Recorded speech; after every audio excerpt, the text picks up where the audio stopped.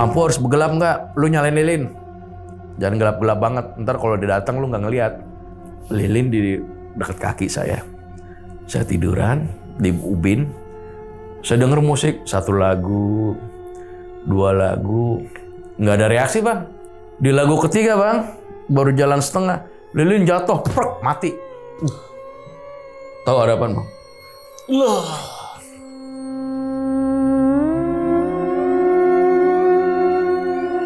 Itu saya merhatiin kucing saya di depan keyboard itu. Kayak kucing mau berantem, pernah lihat bang? Megar gitu. Iya. Ngeliatnya ke ujung bang, ujung pojokan tempat drum, tempat keyboard. Saya ngeliat ke pojok, itu kan ruangan udah gelap. Saya ngeliat di pojok itu lebih gelap bang. Oh. Jadi di tempat gelap ada yang lebih gelap lagi objeknya, gitu kan? Ini apaan? Gua apa? Saya sampai dari bawah, saya lihat ke atas.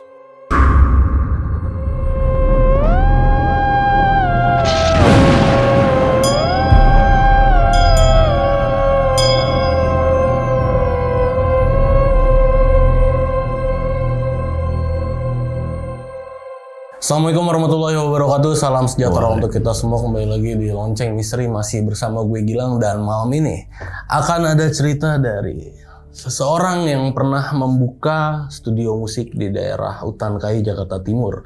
Dan ketika dia membuka studio musik itu, banyak sekali kejadian-kejadian horor yang dia alami di sana. Jadi di sebelah gue udah ada Om Isom. Om Isom, Om, thank you Om ya udah datang lagi ke studio Lonceng Misteri buat nyeritain ini. Cerita kali ini nih Om ya. Iya. Ini cerita sebelum yang video Om sebelumnya itu yang waktu itu yang kosan ya. Oh iya. Kosan. Kos-kosan. Jadi sebelum kosan studio musik. Iya. Betul kan ya? Baru ini mau diceritain nih ya studio musik nih. Katanya juga banyak banget kejadian horor ya dari zaman masih studio musik tuh. Betul. Tapi Om untuk si sosok-sosoknya ini, maksudnya penunggunya atau gangguannya, terornya datangnya dari hantu atau setan yang emang waktu sama di kosan atau beda nih Om sebenarnya? Kalau bicara Sosoknya bentuk nih. sosok jinnya ya, kita bilang jinnya ya, itu sama bang. Sama harusnya. Sama. Jadi dari dulu sebelum jadi kosan, yang mengganggu di saat masih studio, itu sosok pengganggunya sama. Oke. Sama. Cuman gangguannya beda mungkin. Iya, gangguannya beda, motifnya beda, tapi mungkin dengan jin yang sama gitu loh. Ini berarti banyak banget kejadian horor yang dialami di sana nih Om. Katanya nggak cuman dari Om aja nih, banyak. Katanya sampai pengunjung. Maksudnya apa sih bahasanya kalau customer ya? Customer. Penyewa nih berarti ya, penyewa alat itu ngalamin juga Om. Iya, juga kru-kru kita lah, teman-teman kita yang tinggal di studio, karena di studio itu kan juga ditinggali bang ya. Ada beberapa teman saya yang juga stay di studio itu. Itu tiap hari nginep situ rame-rame? Tiap hari. Kadang mereka itu balik misalnya dalam 1 bulan balik 3 atau 4 kali ke rumah cuma buat salin doang bang. Oh. Jadi rumah itu buat dia tuh buat singgah. Tinggalnya di studio gitu loh. Iya, kayak saya dulu sih itu Om. Saya juga zaman dulu gitu. tuh begitu. Iya, rumah kan? cuman buat ganti baju. Ganti baju, cabut lagi. Gitu. Naruh baju kotor, ngambil baju baru. Iya, sama minta duit paling kan. Nah, ya Allah, berdosa sekali saya. Oke Om, ditahan dulu ceritanya. Jadi buat sahabat Lonceng yang penasaran sama ceritanya Om Isom ini, wajib banget tonton video ini dari awal sampai habis. Jangan ada yang skip-skip. Dan buat kalian yang belum subscribe Lonceng Misteri, buruan langsung subscribe Lonceng Misteri biar gue makin semangat ngasih konten-konten horor lainnya sama kalian semua. Ya udah Om Isom, langsung kita mulai aja nih Om ya ceritanya. siap.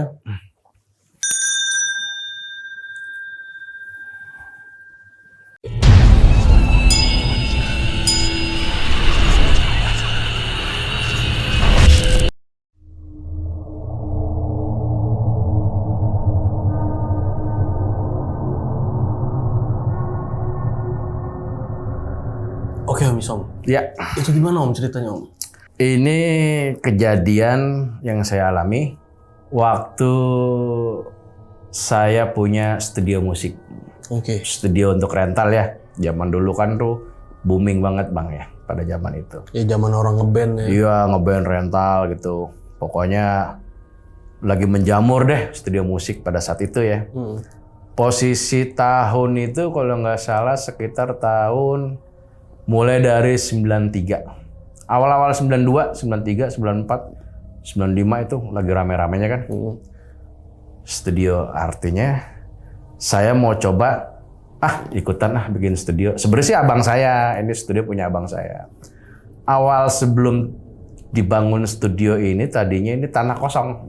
Oke. Peninggalan nenek saya, pemberian nenek saya. Tanah kosong nih, sebelum jadi bangunan studio saya ceritakan dulu nih, ada beberapa pengalaman saya, momen-momen horor sebelum menjadi studio. Salah satunya saya pernah tidur. Jadi posisinya gini Bang, ini lahan kosong ini ada di belakang persis rumah om saya. Oke. Posisinya. Yang di situ ada kamar nenek saya yang saya kalau nginep itu tidur di situ ya sama nenek. Suatu malam tuh saya tidur direp-rep Bang. Artinya direp-rep, saya belum tidur pulas. Waktu itu saya masih denger kuping saya, om saya lagi nonton TV. Ya, saya denger banget om saya lagi nonton TV. Saya tidur miring. Biasanya posisi di belakang saya itu nenek saya tidur ya kan. Yang di sebelah sana sepupu saya ada 2 tidur. Jadi saya selalu di pojok tempat tidur. Saya lagi mengarah ke arah dapur. Nenek saya datang tuh dari arah dapur, karena nenek saya kan udah tua ya. Jalannya juga udah bungkuk Bang, dengan rambutnya yang panjang, putih gitu kan. Saya lihat dari tempat tidur, mak dari mana nih? Saya pikir habis dari kamar mandi kali ya. Semakin deket, pas kurang lebih jarak ada 1 meter lah di depan saya. Kita main tatap-tatapan gitu, saya lihat. Saya teriak kaget saya, karena yang saya lihat itu pada saat itu nenek saya matanya putih semua Bang. Nggak ada hitamnya, putih semua. Jadi kayak orang katarak Abang tahu kan? Orang yang kena katarak tuh putih gitu kan. Hitamnya nggak ada. Saya teriak tuh. Saya merem. Akhirnya saya berbalik tuh.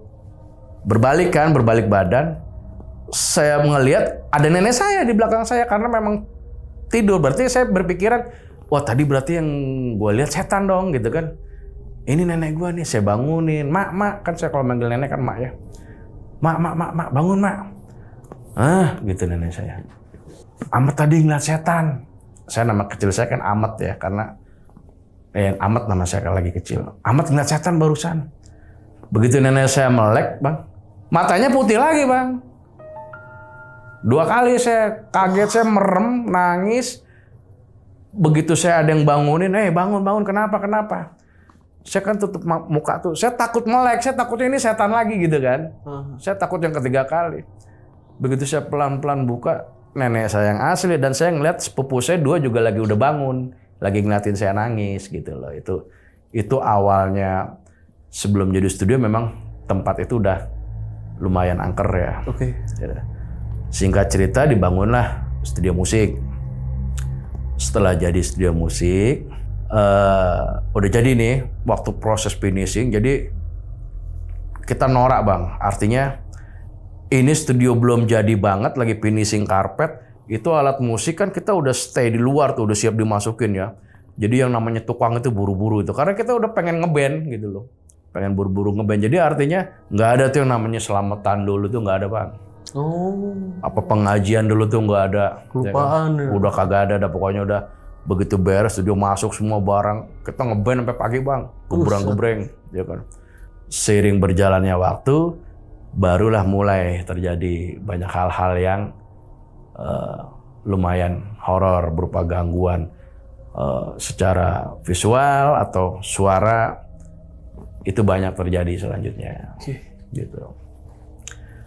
Salah satunya, jadi saya gambarin studionya dulu Bang ya. Begitu setelah teras, itu pintu masuk sebelah kanan itu ruang mixer untuk operator. Di depan ruang mixer itu toilet. Ya. Baru masuk lorong, pas kita ketemu pintu untuk ke studio gitu. Nah, begitu kita habis ngeband sampai pagi tuh Bang, sampai mau subuh, nggak kerasa tuh karena teman saya banyak, gabungan kan teman saya, abang saya, ya kan. Abang saya aja 2, buat teman bandnya juga. Jadi kan ganti-gantian tuh main. Berisiknya udah nggak ketulungan dah. Setelah sesi ngeband, kita foto-foto bang. Dulu masih zaman tuh style tuh yang pakai film tuh, ya. Yang Kodak gitu kan, yang manual. Itu alat saya barisin, drum kiri kanan ada ampli, ada apa segala macam, bass. Kita foto-foto tuh bang, foto-foto. Di sesi terakhir saya foto alat doang, nggak ada manusia di situ, nggak ada objek manusia. Alat saya kumpulin, saya foto, cekrek. Begitu udah dicuci bang, kan hasilnya saya lihat satu-satu tuh. Ada satu hasil yang ganjil bang.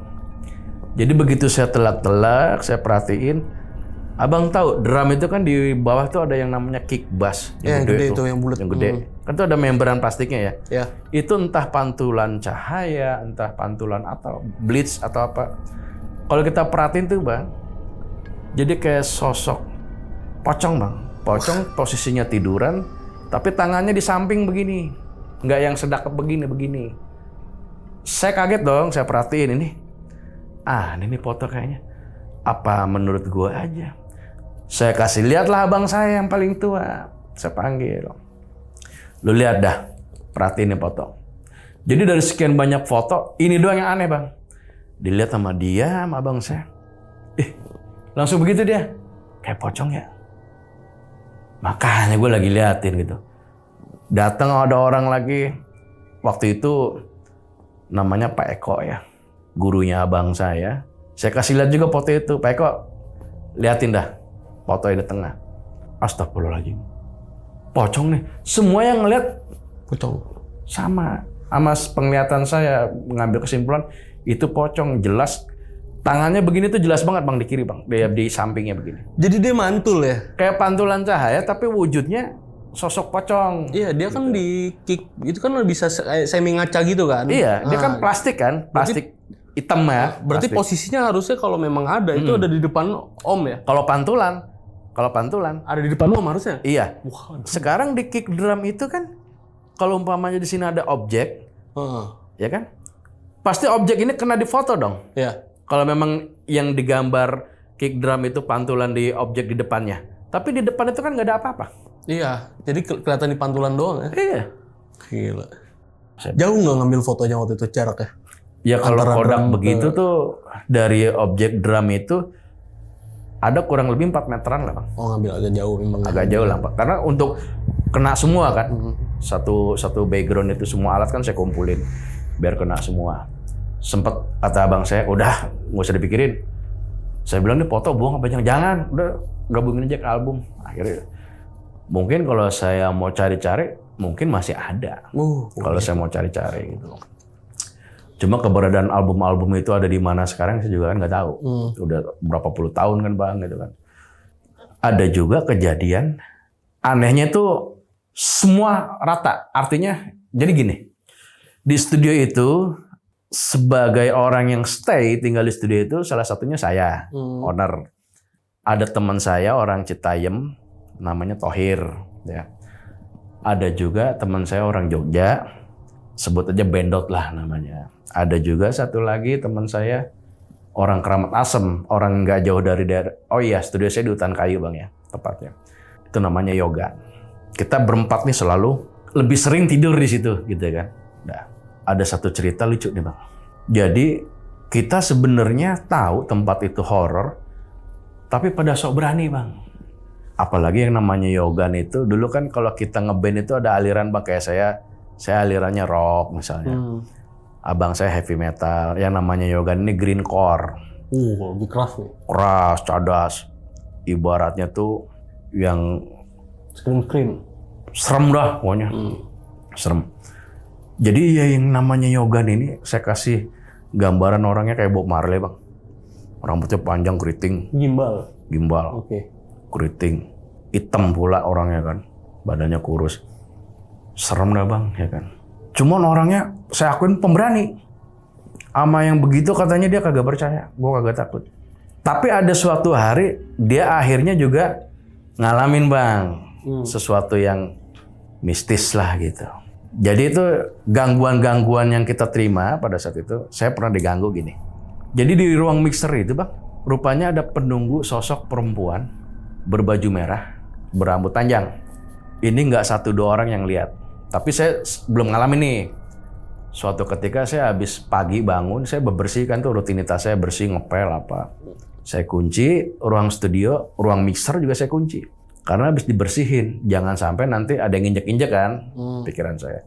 Saya duduk tuh di depan, ada bangku panjang buat nunggu orang latihan. Saya duduk, saya ngerokok. Datang tuh temen abang saya, orang condet. Som, pada kemana sepi? Iya, gue sendirian nih, gitu kan. Dia mau masuk ke studio dikunci kan, balik lagi. Dia ngintip ke ruang mixer. Jadi ruang mixer itu Bang, dia kacanya riben Bang. Kalau kita mau lihat ke dalam ruang mixer tuh harus tempelin mata di kaca. Kaca yang agak gelap gitu ya? Gelap. Kalau dari luar nggak bisa lihat ke dalam. Kalau dari dalam bisa lihat keluar gitu kan. Dia ngintip begini, nyamperin saya. Katanya sendiri. Gue sendiri. Itu siapa cewek? Di mixer. Saya bengong kan.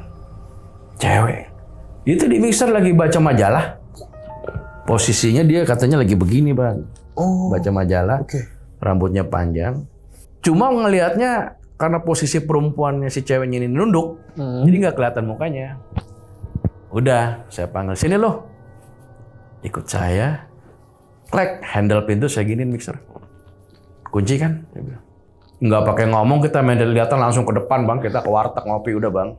Cari aman ya kan. Itu pagi jam 9.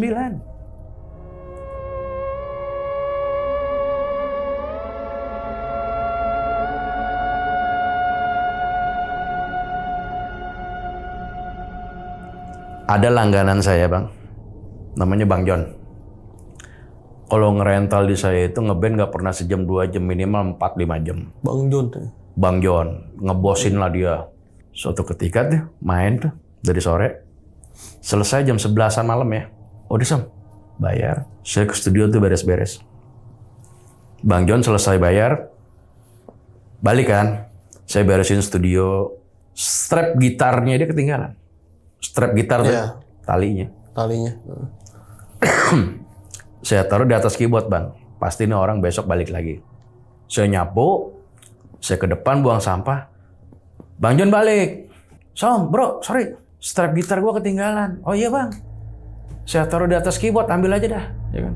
Saya lagi nanggung nih, saya lagi nyapu depan kan. Gua ambil nggak apa-apa, ambil aja. Ambil dia ke dalam studio Bang. Jadi kalau mau ke studio saya tuh dari Jalan Raya itu ada bangsa 50 meter mah ada Bang. Masuk lorong dulu. Masuk lorong, mentok ke kiri, baru ketemu studio saya. Jauh gitu kan. Ambil dia strap gitar. Waktu dia ngambil strap gitar, dia nengok ke arah mixing room, mixer. Begitu dia ngambil, ada cewek Bang. Dia ngeliat. Cerita sama saya di depan. Bro, cengar-cengir kan. Kenapa Om? Botoh banget tuh cewek. Siapa? Cakep banget tuh cewek, siapa katanya. Di mana? Saya bilang. Itu ruang mixer. Salamin ya dari Om John gitu ceritanya. Saya udah begitu deh si John ngomong begitu, Bang John ngomong. Saya nggak berani ke dalam Bang. Teman saya belum balik lagi si Thohir kan. Posisi udah mau jam 12 tuh. Saya ngerokok aja dulu di depan. Datang kecek-kecek si Thohir ke Bajai turun. Ngapain Sam? Ini gue habis nyapu, sepik padahal saya lagi ketakutan tuh ya. Dia masuk dalam. Kunci pagar udah masuk. Saya udah kagak berani ke mixer lagi Bang, udah langsung ke studio ke dalam udah. Judulnya udah kita tidur gitu kan. Berarti nih udah 2 orang nih Bang yang lihat kan? Iya. Saya sendiri belum lihat gitu kan. Ada suatu malam di mana saya lagi beberes studio dalam, saya lagi vakum Bang, vakum cleaner. Karpet. Lagi vakum. Vakum mulai dari ujung drum terus mundur ke arah keluar. Jadi posisi keyboard ada kaca monitor gede arahnya ke mixer kan. Iya kan. Saya lagi vakum di bawah keyboard tuh Bang, ngeng lagi enak-enak ngeng. Ini mata saya nih kayaknya ada seseorang gitu di dalam ruang mixer itu, ya kan. Saya sambil, tapi ini mata saya dari samping ini kayak ada orang nih. Saya nengok Bang. Jadi di dalam ruang mixer itu kan ada lemari. Bupet tempat kaset, tempat senar gitar, tempat senar drum segala macam di situ buat alat-alat dah. Bupet pintu 2 tapi tingginya kurang lebih semeter lebih bang. Cewek duduk bang, lagi mainin rambut begini bang. Hah? Mainin rambutnya panjang, lagi dimainin begini ngeliatnya ke saya. Males banget. Saya langsung Allahu Akbar.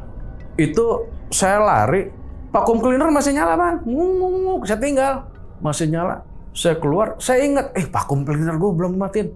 Saya balik lagi tapi nggak berani ke studio. MCB depan saya turunin, ceprek. Langsung dipret ya? Langsung turun aman, kabur saya ke depan, udah datang lagi sih. Tohir teman saya, Tohir ini gini bang, teman saya ini kerja di bengkel pengecatan mobil. Jadi kalau lagi ada lemburan pulangnya malam, gitu kan. Pasti balik ke studio, pasti dia nggak pernah nginep di bengkel. Pasti balik. Ada dia balik, si Tohir balik. Song gelap amat. Kan saya turunin listrik ya kan. Konslet bro tadi, saya speak. Kalau saya ceritakan tensin dong ya kan. Konslet bro, ayo dalam nyalain. Oh ngejepret, saya gitu kan. Baru gue lagi vacuum cleaner nyalain.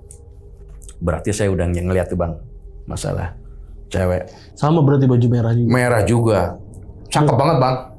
Tapi cakep ya? Cakep. Berarti nggak serem? Nggak serem, makanya Dondi bilang, siapa tuh cewek, cakep banget.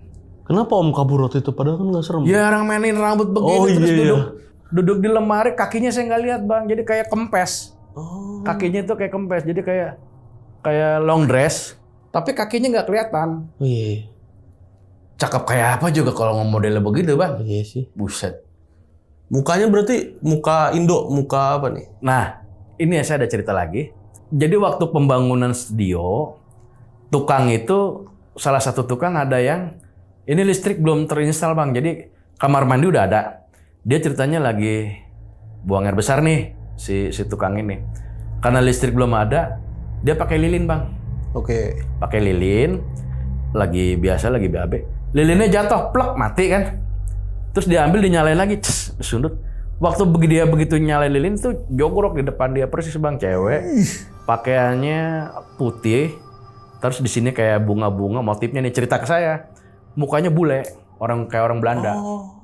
Kayaknya itu dia itu yang turun ke ruang mixer saya. Tapi karena pakai baju merah. Sekarang pakai baju merah, yang sering dilihat tuh penampakannya baju merah. Tapi mukanya muka orang bule, katanya orang Belanda, gitu kan. Ya bisa jadi juga karena itu juga dulunya kebun kosong, udah lama, dulu zaman Belanda kali ya, apa penghuni kita nggak tahu udah. 3 orang berarti udah lihat ya, saya, Om John, sama teman saya yang orang condet. Iya. Yang namanya Yogan ini kan so berani bang. Lu sama yang begituan takut. Suatu ketika dia ditampakin lebih horor lagi. Jadi dulu zamannya telepon koin, abang tuh. Ya, masukin koin. Iya, tapi dulu saya di studio, di operator itu udah telepon. Tapi kalau kita mau pakai, harus pakai koin. Dia biasa nuker ke saya 1.000, ntar dia buat nelpon gitu. Zamannya wartel, telepon koin tuh masih ada ya. Wartel dulu. Kalau nggak wartel ya telepon koin itu udah. Dia lagi bedemanan bang, punya cewek. Yogan, Som, tuker duit koin. Yaudah, nelpon semua lu 10.000. Iya, bisa 2 hari lu nelpon. Namanya orang pacaran. 10.000 gede lu dulu. Iya, dah. Nelpon ngobrol, cekakak cekiki. Saya di dalam sama Tohir nih, berdua nih di dalam studio. Lagi ngobrol bang, studio saya tutup, nyalain AC. Lagi ngobrol ngalor ngidul. Itu posisi jam 1-an bang, pagi. Si Yogan buka ruang mixer, buak, nabrak ruang akses studio, masuk langsung ke depan, ke tengah-tengah saya. Kenapa lu? Ngos-ngosan gitu kan. Dalam hati saya, nah lu kena lu, dimediin saya bilang gitu. Udah diem, anjing gue digangguin. Ngeliat apaan lu? Saya udah parno juga bang, saya ngeliat, emang kan saya juga pernah lihat cewek itu kan. Cuman kalau dia bukan dikasih lihat bang, di ruang mixer itu saya ada kayak bambu, tempat buat naruh stick bang, stick drum. Iya. Jadi buat cadangan kalau yang rental sticknya patah ganti ada lagi. Itu kan saya taruh di situ stick. Satu itu loncat bang stick, prak jatuh depan si Yogan persis. Logikanya kalau jatuh nggak mungkin, stick itu banyak, padat, nggak mungkin lah kalau nggak ada yang ngangkat ngelempar Iya. gitu nggak bakal jatuh gitu kan. Gue disambit setik, ngomongnya gitu sih Yogan. Gue disambit setik. Saya cross check langsung bertiga tuh ke ruang mixer. Bener setiknya ada di bawah bang. Udah mati-matiin. Pada tidur aja yuk ke dalam. Ke studio. Tidur di dalam. Baru tuh yang namanya Yogan percaya. Oh berarti emang ada. Makanya lu jangan takabur. Saya bilang gitu. Di sini jangan ngomong macem-macem dah. Saya bilang gitu kan. Orang juga udah banyak yang ngeliat. Nah saya dulu gini bang. Selain itu studio buat rental, kita juga ngadain buat kursus musik. Oke. Saya kebetulan ngajar drum. Ya. Oh, Ngajar drummer drum. nih berarti. Saya dulu tukang drum gini-gini ya kan. Saya ngajar drum punya murid cewek bang. Wih, Cakep gitu. bisa aja. Namanya aja saya masih ingat orang cakep sih. Rumeliati Sari. Lengkap tuh. Buset. Bintinya juga enggak dong. Kagak. Kalau tahu bintinya udah jadi bini saya tuh. Saya pelet. Ceritanya gini bang. Saya pagi biasa buka ya. Si Rumeliati Sari kan SMP, dia bisa belajar pagi. Kalau siang dia sekolah. Oh dia masih SMP? SMP. Wah, banyak anak kecil. SMP saya SMA, baru lulus dikit ya, elah beda dikit ya kan. Saya lagi di kamar mandi, lagi mandi bang, lagi sabunan. Sekitar hampir jam 9 sih ya. Kadang saya habis ngepel segala macam. Itu di depan kamar mandi, Mas, suara murid saya bang. Orang saya sampai nyaut, ya dek masuk aja dek, nyalain AC-nya. Saya bilang gitu, karena lampu studio udah saya nyalain, tinggal nyalain AC-nya aja. Biasanya emang begitu, ntar dia main sendiri dulu tuh drum, gedebak-gedebuk ya kan, sampai nunggu saya kelar. Saya sambil mandi, saya dengerin kok nggak ada suara drum, ya kan? Saya keluar, saya buka studio, saya udah ganti baju, saya salin, saya buka pintu studio, AC belum nyala bang. Si murid saya juga nggak ada. Saya duduk ke depan, ngerokok sebatang, sampai habis sebatang, sampai jam 9 lewat tuh. Ini bocah kemana? Saya mikir kali jajan dia. Ke warung, kan depan seberang ada warung tuh. Saya keluar. Nggak taunya pagar itu masih saya kunci, belum saya buka. Pagar. Saya tungguin sampai mau jam 10. Saya telepon dah ke rumahnya. Dulu kan telepon rumah. Yang angkat ibunya. Anak saya nggak bisa berangkat mas, lagi kurang sehat. Oke. Tadi yang depan kamar mandi, mas itu siapa dong? Iya. Nggak ada cewek lagi di situ ya? Lah kagak ada lagi bang. Suaranya persis murid saya kok itu. Khas banget nih suaranya. Sampai saya nyaut, nyalain AC-nya, sampai saya nyaut, ya kan? Artinya kan saya nggak asing sama suara itu. Iya. Jadi ini kayaknya ada genderuwonya juga ini tempat. Kalau genderuwo kan bisa menyerupai. Kenapa? Ada genderuwonya. Jadi kita kalau tidur di studio ini bang ya, ada kapling masing-masing bang. Saya tidur deket pintu, atasnya AC, di bawah MCB. Jadi saya kalau tidur itu matiin lampu dari MCB, gelapin, baru pada tidur anak-anak. Yang megang remote AC juga saya. Kalau udah kedinginan saya yang matiin, kalau gerah saya yang nyalain, udah gitu dah. Tiap hari. Jadi ada kaplingnya nih. Yogan tuh di sebelah saya. Bendot di bawah keyboard. Si Thohir di belakang drum. Oh, misah dia? Misal dia rada jauh dia. Belakang Introvert drum. banget dia. Ya, nyelip lagi di belakang drum, nyelip lagi, sempit gitu kan. Emang dia betahnya di situ. Tempo hari, saya lagi pada di luar nih. Saya Bendot sama si Yogan lagi di luar, lagi ngobrol. Si Thohir ini tidur di belakang drum. Keluar lari bang. Ngos-ngosan, ngapa lo? Anjirit gue diinjek bro. Injek gimana? Gue nggak bisa napas, gue rep-rep. Begitu gue sambil istighfar, gue nonjok. Itu kena shockboard. Shockboard itu lapisan peredam bang. Itu saya survei ke situ sampai bolong bang. Jebol ditonjok sama dia. Ya kan? Di belakang drum persis. Jadi begitu dia nonjok, dia melek. Dia ngeliat tuh ada kaki gede hitam di dadanya dia. Gila. Gitu. Oh, berarti kan saya ambil kesimpulan, wah ada genderuwo. Berarti yang selama ini suka menyerupai dia ini. Saya ambil kesimpulan gitu kan. Tapi itu tebakan saya aja. Nah begitu saya jelas memang di situ ada sosok genderuwo, saya ngeliat bang. Posisi itu saya lagi sendiri. Saya dulu merah kucing bang. Saya punya kucing kampung, cuman gede, laki gitu. Saya main keyboard di bawah AC. Main keyboard tang-teng gitu. Lampu semua mati, jadi ada pencahayaan dari display keyboard doang, Bang. Ya seberapa terangnya sih, ya kan? Itu saya merhatiin kucing saya di depan keyboard itu. Kayak kucing mau berantem, pernah lihat, Bang? Megar gitu. Iya. Bulunya ini ya. Iya, pada bangun bulunya. Saya ngeliatin, ngapain nih kucing gua? Ngeliatnya ke ujung, Bang. Ujung pojokan tempat drum, tempat keyboard. Kan keyboard saya turunin tuh. Saya mainnya di bawah, gitu kan, di bawah AC. Ngeliatin di situ, matanya ke atas. Saya ngeliatin kucing, ngeliatin ke sana, ngeliatin kucing. Ngeliat apaan sih nih kucing? Saya colek kucing saya. Hei, lihat apaan lo? Begitu kan, kayak galak dah. Saya ngeliat ke pojok, itu kan ruangan udah gelap. Saya ngeliat di pojok itu lebih gelap, Bang. Jadi di tempat gelap ada yang lebih gelap lagi objeknya, gitu kan? Ini apaan? Gua apa? Saya dari bawah, saya lihat ke atas, mungkin jelas. Saya kayak ngeliat sosok King Kong, Bang. Oh gila. King Kong, cuman badannya itu nggak kelihatan. Jadi dari bawah sampai atap studio itu, plafon studio itu kaki aja. Itu yang saya lihat. Iya, segelap-gelapnya di ruangan. Kalau masih ada satu sumber cahaya walaupun nggak terang banget, itu masih kelihatan dikit. Masih kelihatan. Ini lebih gelap saya lihat. Iya. Jadi yang sekitar saya udah gelap nih. Ini kok lebih gelap lagi, makanya saya perhatiin. Tapi begitu saya perhatiin, makin ngebentuk dia, Bang. Kaki. Kemudian saya posisi sendiri. Saya lagi, itu kita kayak kepantek tuh, Bang. Mau bergerak susah, Bang. Gue mau lari gimana? Saya ngeliat gitu, masih ada aja, Bang, gitu kan. Lagi saya takut begitu.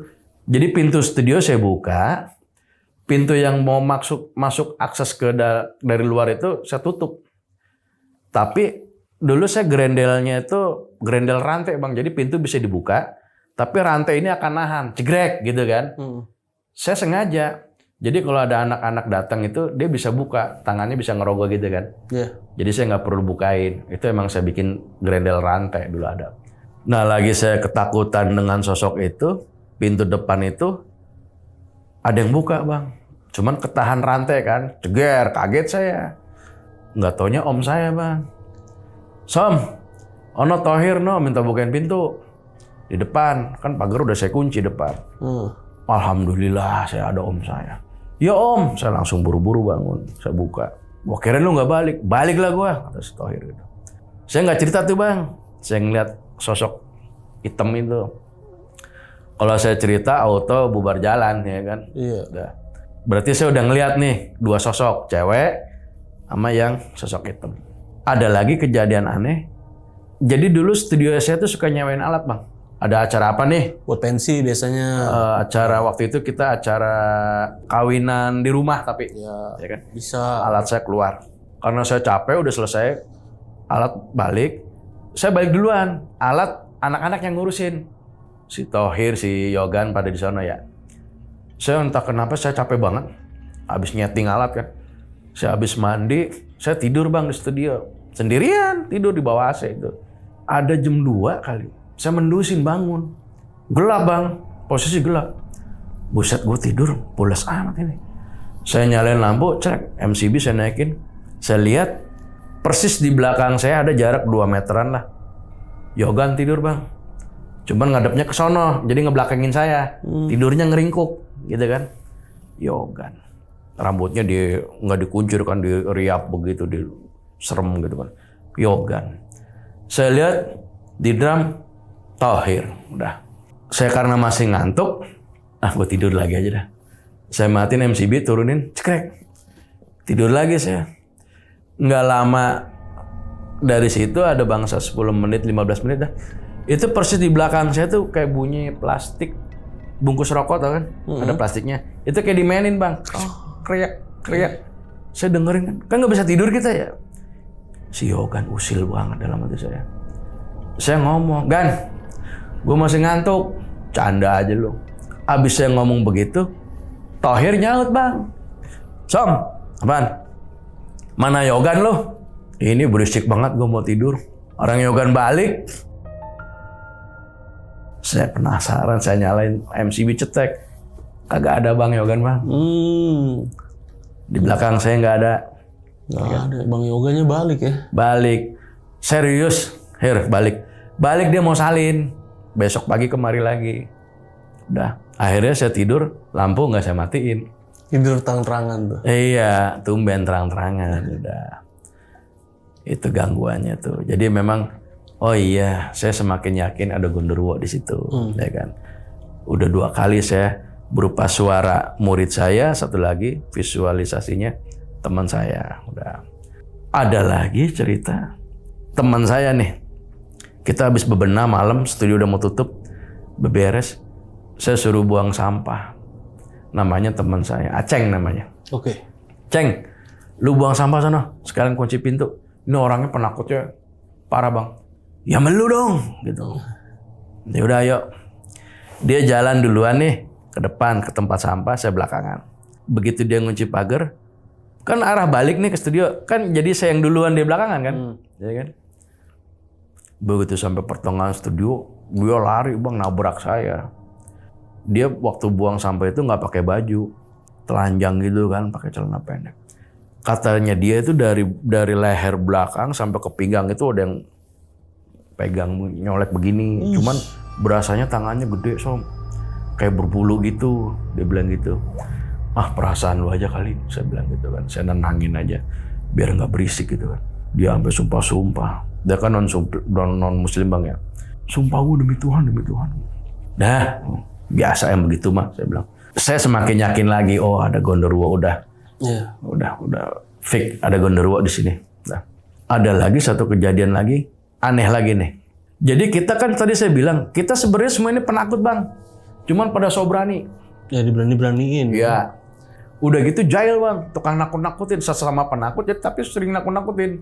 Ada satu temen saya orang condet, dia kalau ngomong gagap bang, ngomong aslinya memang gagap. Orang condet nih kalau lihat juga pasti ketawa. Gagap sama latah nih beda apa? Beda, kalau latah kan copot. Kalau gagap kan gitu kalau ngomong ya kan. Suatu hari nih malam nih, ada jam 9 lewat. Saya dari rumah mau ke studio. Ini ada abang saya, orang condet ini sebenarnya temannya abang saya, bukan teman saya. Ada satu lagi si Tohir apa siapa gue lupa. Ngomong lagi ngobrol bertiga di bangku panjang. Emang saya jahil kan bang orangnya dulu. Nah, ini lagi pada cerita serem nih. Saya nggak jadi ke studio bang, saya balik lagi ke rumah om saya. Ngambil mukena nenek saya bang. Saya pakai mukena. Begitu lagi pada ngobrol, posisi teman saya yang dicondet itu duduknya pas pojok, ngarah ke gang. Jadi begitu saya pakai mukena, saya nongol begini bang, palanya doang gitu. Itu udah gagap, sampai pingsan bang. Pingsan di situ ketakutan ngeliat saya gitu kan. Udahnya saya domelin sama bang saya, lu bercanda kebangetan gini-gini kalau orang mati lu segala macem. Udah habis bercandaan begitu, malamnya saya bang yang digodain. Digodainnya begini. Saya lagi main drum nih biasa. Sendirian. Studio nggak saya buka, arang saya mainnya pelan, cik main aja pelan lagi ngelancarin gitu kan. Itu dari pintu akses masuk studio itu begini bang. Tapi mukanya nggak jelas. Apa tuh? Sosoknya putih. Saya mikirnya, mau balas dendam nih ceritanya. Nakutin balas dendam, saya bilang kan. Saya cuek aja. Saya pikir kalau nggak si Tohir siapa kali ini mau ngagetin gua, Roman. Ntar dia nongol lagi. Jadi kalau dari pintu luar itu ke sebelah kanan itu ada tangga buat akses ke atas bang. Dak di atas dak buat kita jemur. Arahnya dari situ nih pasti dari tangga nih dia. Ngagetin gua. Udah saya main drum itu. Saya keluar, saya ngerokok, nyantai banget kayak emang gak ada apa-apaan. Begitu saya lagi duduk, nongolnya pindah bang, adanya di dalam studio. Loh. Jadi pindah, tadinya nongolnya di luar studio, sekarang di dalam studio. Dia kabur, saya udah gak benar. Itu gara-gara saya ngagetin teman saya mungkin ya. Iya. Dia kesinggung kali, gue udah buat bercandaan loh gitu kan. Iya. Itu kejadiannya. Terus satu lagi nih, saya berempat datang studio. Gue balik dulu ya, gue mau makan, saya bilang. Ya udah, itu posisi jam 8 masih sore. Saya pulang, makan di rumah. Ada 9:30 saya balik ke studio bang. Pagar nggak dikunci, cuma digerendel. Saya pikir anak-anak berarti di dalam. Saya ke dalam, studio dikunci, pintu buat ke studio dikunci. Udah, saya main gitar aja di depan sambil ngerokok, kan ada bangku gitu. Saya ngerokok. Itu saya nyium bau kayak sio. Dupa. Bukan berdupa, yang kayak sio itu loh. Yang dibakar kayak lidi itu. Oh iya. Gitu kan. Yang dipakai buat ibadah itu kan. Cuma itu kan baunya wangi bang, bukan bau serem itu mah wangi gitu. Ya aroma terapi kan itu. Iya. Santer baunya, santer. Ntar hilang baunya. Saya mikir, kalau anak-anak ngerjain, rajin banget sampai beli begituan kan. Saya mikir gitu juga bang. Saya mikir juga tuh. Tapi ya bisa jadi juga namanya juga penjahat dalam menurut saya gitu kan. Mau balas dendam gitu kan. Udah saya cuek aja main gitar dengan tenangnya gitu kan. Jadi kan samping studio saya itu ada akses tangga ke atas, tangganya dari kayu bang. Di atas buat jemur kan. Ada toilet juga satu. Fungsinya buat nyuci, terus buat jemur gitu. Itu ember buat nyuci tuh yang ember hitam bang. Iya. Persis depan saya. Dua. Jatuh. Saya ngitung. Ini ember setahu gua ini naronya tuh di samping. Kalaupun harus jatuh, misalnya jatuh dari tempat ember ini, jatuhnya ke tangga. Bukan ke depan saya. Ih, kayak dilempar ke situ ya. Jadi ini jatuhnya kayak dilempar. Iya.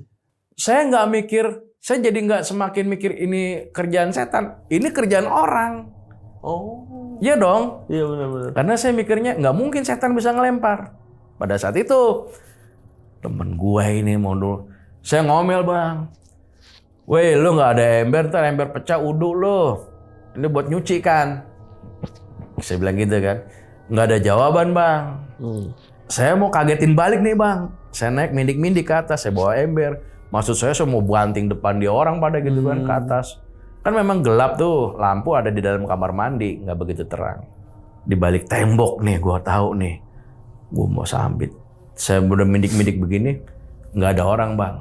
Saya mikir masih yang mikir, wah jangan-jangan dia. Jadi dak studio saya, kalau di pojok itu ada genteng orang, tetangga. Itu kalau anak-anak mau ngumpet di situ bisa bang.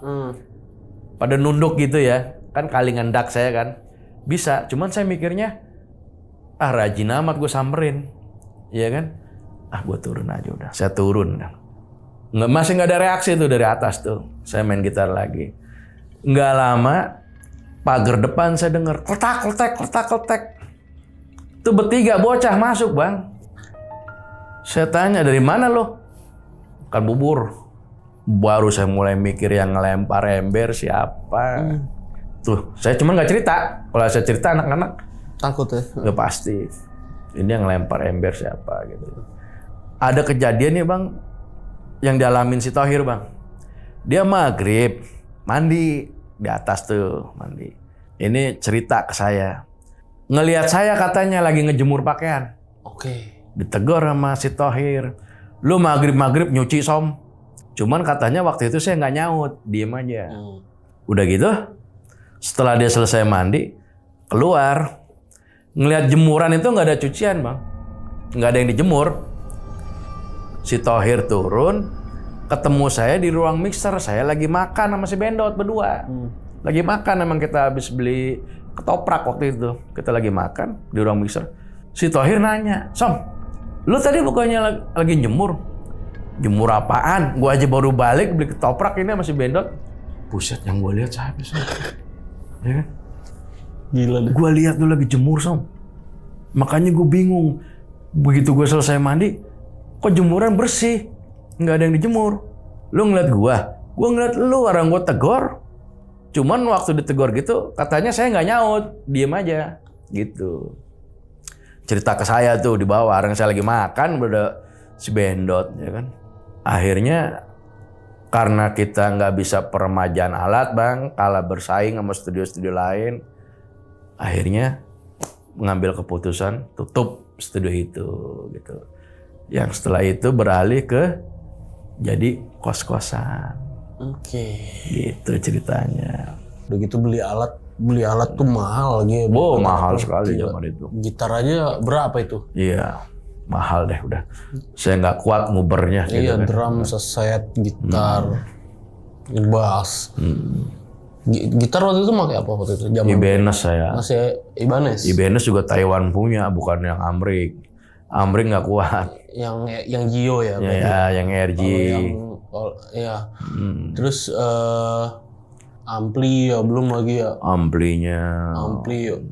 Ampli itu biasanya orang-orang kan kalau yang udah punya modal gede biasanya Marshall. Iya, itu udah branded punya itu. Karena dari tadi Om Isom cerita horor ngejelasin layout studio band segala macam ya kebayang karena saya kebetulan dulu sering ngeband juga Om. Iya, Saya mah iya, anak band juga dulu, anak band metal. Tapi mungkin dengan angkatan saya beda alirannya jauh kali ya. Beda, saya mainnya metal dulu. Metal. Iya, scream. Iya. Headbang, muter-muter pala. Iya. Nah, ini ada cerita. Pegel leher. Ada satu cerita unik nih. Gimana tuh? Yogan pernah bilang ke saya, dulu Yogan itu punya kaset nama grup bandnya Samael. Samael ini bang, menurut orang yang udah pernah ngebuktiin, kita berani dengerin musiknya aja, biasanya nanti akan ditampakkan hal-hal yang goib. Musik dari Samael ini? Iya, karena isi syair liriknya itu sesuatu yang menceritakan tentang penyembahan kepada setan. Saya bilang sama si Yogan, coba gue mau buktiin, lu bawa kasetnya. Gitu kan. Biasanya black metal itu ya?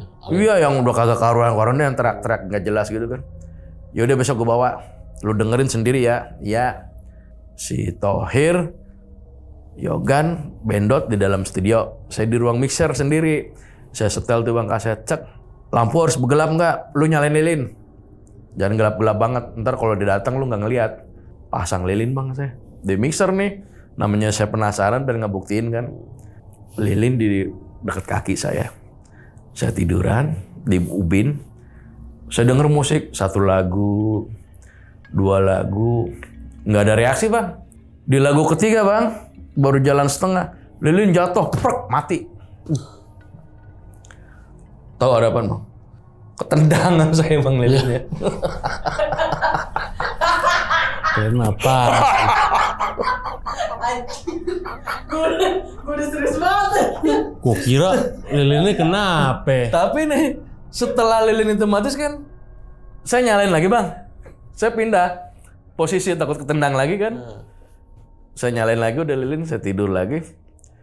Setelah itu saya nggak sadarkan diri, tahu-taunya saya pagi. Artinya saya pulas itu bang tidur. Ketidurannya pakai lagu black metal anjir. Artinya nggak terbukti itu bang. Siapa yang nyaranin si Yogan. Si Yogan. Apa lu setan kagak gua ketiduran. Si Yogan tuh kan, gua nggak pernah diganggu gini-gini nih. Saya celetukin, Gan. Setan aja kalau ngeliat lu, dia yang istighfar kan, saya gitu nih. Iya. Mukanya serem bang, hitam kayak negro gitu kan. Kalau dari yang nyewa Om waktu itu, yang ngeband nggak ada Om cerita? Ada. Itu udah nggak diceritain Om. Ada. Gimana tuh ceritanya Om? Gini, penasaran nih Om. ini zaman pensi ya. Ya. Saya sebut aja, saya kan deket sama SMP 7, Hutan Kayu itu. Anak pensi ini cewek 4 bang, karena lagi mau pensi. Jadi dari pagi ini gantian bang, ada karena pensi kan grupnya banyak nih. Ganti-gantian tuh nyewa. Iya, ganti-gantian. Karena di studio booking pada hari itu tuh hari Jumat bang. Dari pagi tuh kita start udah jam 9 udah dari SMP 7 semua main grup ini. Dia booking kan 1 hari ya. Sampai kedapatan sore personilnya cewek semua. Oke. Cewek semua. Ngeband tuh cewek. Ngeband. Pensi, ngeband latihan. Ada yang main drum juga. Ada, cewek. Mantep. Begitu masuk maghrib, saya suruh break bang. Saya masuk ke dalam kan. Dek, break dulu 15 menit, azan maghrib. Tanggung Om, aku juga udah mau dijemput kok. Gitu ya kan. Ya udah terserah lu lah dalam hati saya kan. Saya tutup lagi studio, ya udah lanjut. Ada kurang lebih 10 menit saya di luar lagi ngobrol sama si Thohir.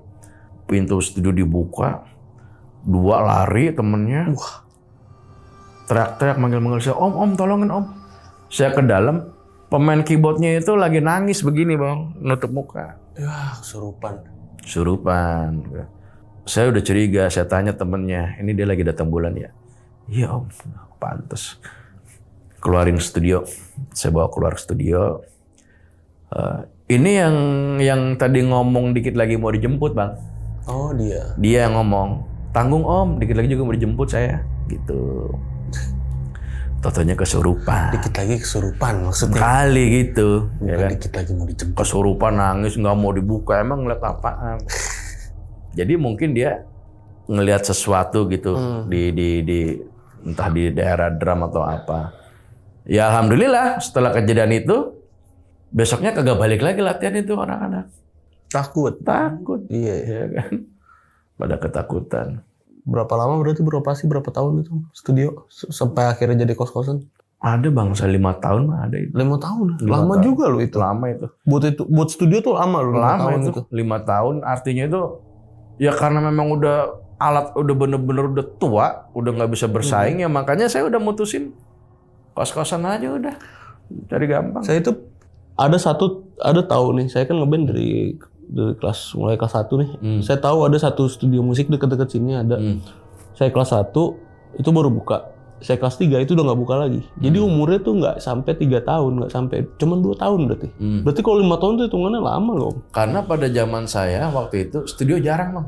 Ya mungkin ya. Studio masih dihitung jari. Cuma walaupun bisa dihitung jari, pesaing kita kadang-kadang berat bang. Iya. Saya ada saingan di situ namanya The Doors Studio kan. Itu alatnya gila itu dia. Biasanya yang kayak gitu orang rela antri. Iya, rela. Kadang booking aja 3 hari sebelum hari H gitu kan. Rebutan karena pengen alat bagus, harga nomor 2. Yang penting dia main enak gitu loh. Kalau alat saya kan menengah ke bawah, jadi pasarnya ya anak SMP, anak SMA. Iya begitu-gitu. Kalau orang yang udah ngeband profesional jarang di studio saya, gitu. Oke sahabat lonceng, itu tadi cerita dari Om Isom tentang kejadian yang dia alami selama dia membuka studio musik di daerah Hutan Kayu, Jakarta Timur. Jadi buat sahabat lonceng yang udah nonton video ini dari awal sampai habis, gimana pendapat kalian? Tulis di kolom komentar. Kalau kalian suka sama video ini, jangan lupa kalian tekan tombol like-nya. Jangan pelit-pelit tekan tuh tombol like-nya. Kalau nggak suka ya udah ditekan aja tombol dislike-nya. Dan mau ngucapin banyak terima kasih sama Om Isom. Om, thank you banget ya. Sama-sama, udah Pak. nyeritain cerita yang epic ini sama sahabat lonceng, terutama sama aku nih Om. Thank you banget ya Om ya. Kalau yang pengen jadi narasumber juga datang langsung ke studio Lonceng Misteri, cerita di sini sama seperti Om Isom. Caranya gampang banget tuh, kalian bisa langsung ke Instagram kita di @loncengmisteri. Jangan lupa di follow di Instagramnya, lalu klik link yang ada di bio Instagram kita itu ya. Akhir kata gua Gilang izin pamit, Om Isom juga izin pamit. Bye bye.